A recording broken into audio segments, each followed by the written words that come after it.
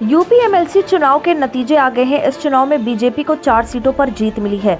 वहीं कानपुर शिक्षक खंड की सीट पर बीजेपी को हार का सामना करना पड़ा है।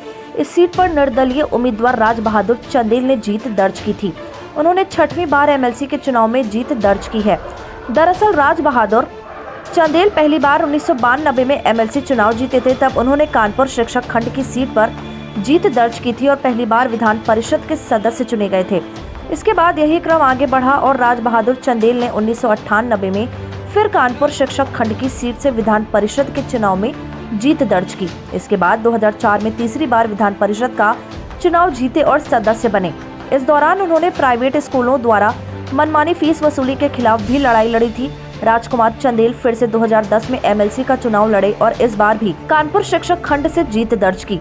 चंदेल ने 5वीं बार फिर से 2017 में इसी सीट पर एमएलसी का चुनाव जीता और विधान परिषद में पहुंचे थे।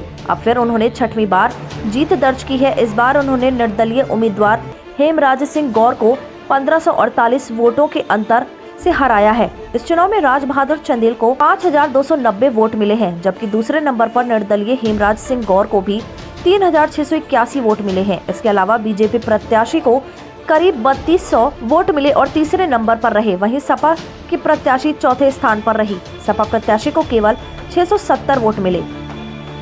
लेकिन बीजेपी ने राज्य में बरेली मुरादाबाद खंड स्नातक सीट, गोरखपुर फैजाबाद स्नातक सीट, कानपुर उन्नाव स्नातक खंड और झांसी इलाहाबाद शिक्षक खंड सीट पर जीत दर्ज की है।